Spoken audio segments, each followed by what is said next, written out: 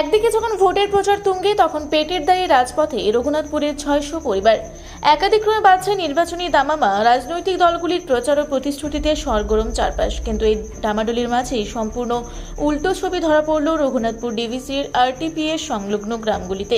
নেতাদের ভোট প্রচারে সামিল হওয়া তো দূরস্থ, নিজেদের রুজি রুটি বাঁচাতে উত্তাল আন্দোলনে নামলেন স্থানীয় কয়েকশো গ্রামবাসী। দীর্ঘদিন ধরে আরটিপিএস কারখানায় ভাড়াই গাড়ি দিয়ে জীবিকা নির্বাহ করে আসছিলেন স্থানীয় গ্রামবাসীরা, কিন্তু তাদের অভিযোগ বর্তমানে স্থানীয়দের সরিয়ে পরিকল্পিতভাবে বহিরাগতদের গাড়ি কারখানায় ঢোকানো হচ্ছে। এর ফলে চরম সংকটে পড়েছেন প্রায় ৬০০টি পরিবার। কাজ হারানোর আশঙ্কায় দিন কাটছে কয়েকশো ড্রাইভার, খালাসি এবং হেলপারের। আন্দোলনকারী গ্রামবাসীদের নিশানায় এখন স্থানীয় কিছু রাজনৈতিক নেতা। তাদের স্পষ্ট অভিযোগ, কিছু নেতার প্রত্যক্ষ মদত ও দালালির কারণেই বহিরাগতরা কারখানায় প্রাধান্য পাচ্ছে। নিজেদের স্বার্থ চরিতার্থ করতে স্থানীয়দের কর্মসংস্থান কেড়ে নিয়ে বাইরের লোকেদের সুবিধা করে দেওয়া হচ্ছে। বিগত দীর্ঘ সময় ধরে স্থানীয়রা পরিষেবা দিয়ে এলেও এখন তাদের পেটে লাথি মারা হচ্ছে। সামনেই বিধানসভা নির্বাচন, যেখানে কর্মসংস্থান বড় ইস্যু হওয়ার কথা, সেখানে কর্মরত মানুষদের কাজ হারানো এলাকায় ব্যাপক চাঞ্চল্যের সৃষ্টি করেছে। গ্রামবাসীদের দাবি, অবিলম্বে বহিরাগতদের দাপট বন্ধ করে স্থানীয়দের কাজে পুনর্বহাল করতে হবে। দাবি পূরণ না হলে আগামী দিনে এই আন্দোলন আরও বৃহত্তর রূপ নেবে বলে হুঁশিয়ারি দিয়েছেন তারা। বিধানসভা ভোটের আগেই রুটি রুজির লড়াই রঘুনাথপুরের রাজনৈতিক সমীকরণকে কতটা প্রভাবিত করে, এখন সেটাই দেখার। বলছি, আপনাদের এলাকায় মানে আপনাদের যে সংস্থা আছে, কতগুলো গাড়ি রয়েছে? আমাদের সংস্থার তো 500+ গাড়ি আছে। তো আপনাদের সংস্থার বিভিন্ন ড্রাইভার, খালাসি এবং তার পরিবার দেখুন রাস্তা দাঁড়িয়ে আছে, কি জন্য? আমাদের ধরুন অ্যাসোসিয়েশনের 350-এর উপর মেম্বার আছে, আর 500 গাড়ি আছে। ধরুন 350 মেম্বার প্লাস 350 আর 500 গাড়ি, মানে 500 গাড়ি ইন্টু 1000, মানে 1350টা ফ্যামিলি ইন্টু যদি 5 করেন তো 6500-7000 লোক আমাদের এই ব্যবসাটার সাথে মানে এই পরিবহন, ছাই পরিবহনের সঙ্গে যুক্ত হয়ে আছে।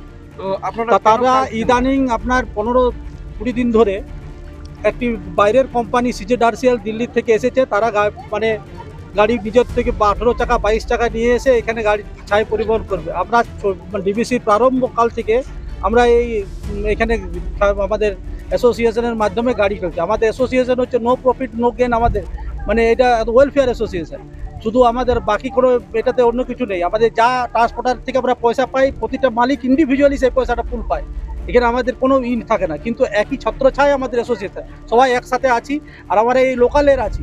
কিন্তু ইদানিং দেখছি কিছু মানে আপনার স্বার্থান্বেষী মানে তারা আর কি ওদের সাপোর্ট করে বাইরের গাড়ি চালানোর জন্য খুব উৎসাহী হয়ে উঠেছে। কোনো গাড়ি ঘোড়া নেই, আর তার জন্য আমাদের এই যে 7000-8000 যে লোক, তারা ইদানিং 15-20 দিন ধরে আমাদের কোনো গাড়ি চলছে নাই। আমরা না খেয়ে এখন পথে বসেছে বলে তারা রাস্তায় আজ নেমেছে। তো যারা গাড়ি ঢুকাচ্ছে তাহলে কি তারা টাকার বিনিময়ে গাড়ি ঢুকাচ্ছে? টাকার বিনিময়ে খুব স্বাভাবিক ওইটা, তাছাড়া তার অন্য কোনো কারণ আমরা দেখতে পাচ্ছি না। ওদের কোনো গাড়ি নেই, আমরা লোকাল ওদের যারা আজকে বিক্ষোভ দেখিয়েছে বা যারা দেখাচ্ছে তাদের নামে যদি ইন্ডিভিজুয়াল কোনো গাড়ি থাকতো, আমরা অ্যাসোসিয়েশন থেকে তাদের গাড়ি চালাতে আমরাই তো প্রেফার করতাম। তো এতদিন ধরে আপনারা যে ডিবিসি কে সাপ্লাই দিয়ে এসেছেন বা সহযোগিতা হাত বাড়িয়ে এসেছেন, এক কথায় সহযোগিতা আপনারা করে এসেছেন। একদম আমরা প্রথম হঠাৎ করে যে আপনাদেরকে বন্ধ করলো, আর ডিবিসি পক্ষ আপনাদের সঙ্গে বসেছিল? ডিবিসি পক্ষ তো আমাদের পক্ষে কোনো আপনি ভাবে বসে, আমরা ডিবিসি কে ব্যাপারটা ইনফর্ম করে রেখে দিয়েছি। ট্রান্সপোর্টারের সাথে শুনুন, ট্রান্সপোর্টার বাইরের হয় সব সময়, কিন্তু আমাদের হচ্ছে ট্রান্সপোর্টার বাইরের ব্যাপারটা না, আমরা হচ্ছে লোকাল গাড়িতে মালটা পরিবহন করব, এটাই স্বাভাবিক। কিন্তু সেই ক্ষেত্রে এখন আপনার 16 চাকা আর 22 চাকা সব বাইরের গাড়ি, বাইরের খালাসি, বাইরের ড্রাইভার সব ওরা নিয়ে চলে এসছে, এবার সেই গাড়ি দিয়ে চালাবো। এদিকে রাজনৈতিক মহলে বড় বড় স্টেজে কিন্তু ভাষণ দিচ্ছে যে বাইরের আমরা ঢুকতে দেবো না, লোকালকে কাজ দেবো।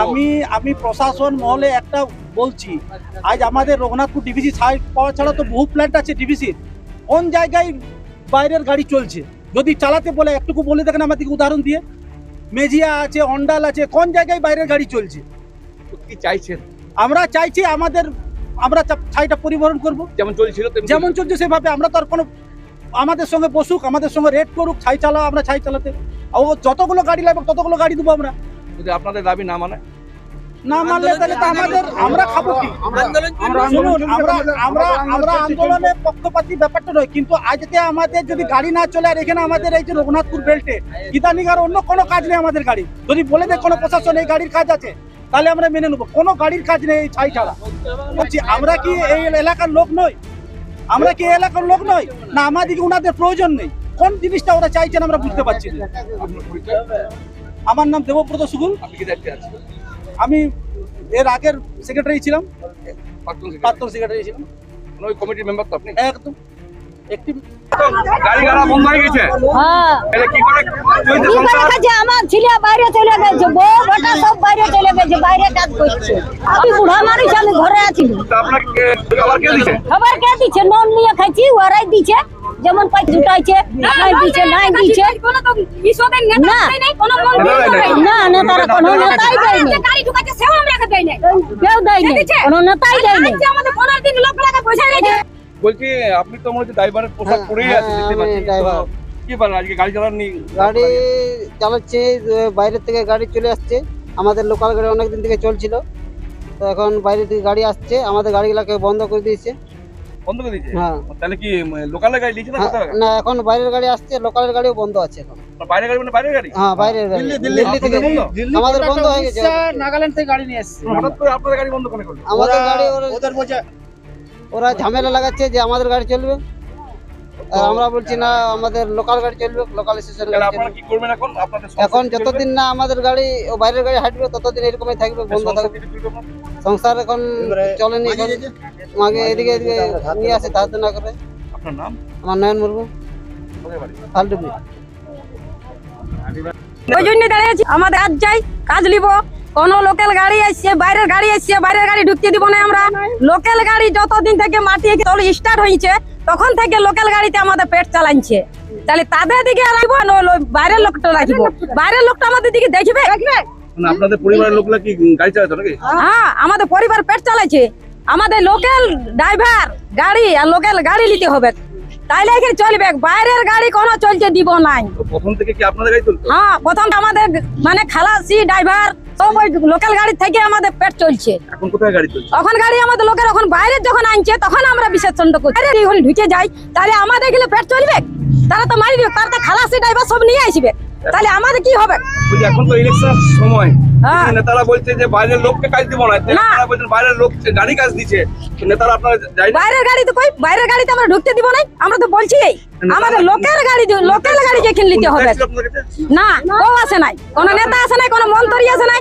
যারাকে দাঁড়া করাইছি লেনলো যারা, তারা সবাই বলতে আসে নাই। তারা আমাদের লোল যার নিয়ে আমাদের দিকে খাই ই করে, আর তারা খাইছে আর আমরা খাই খাবো না। সংসার কি চলছে?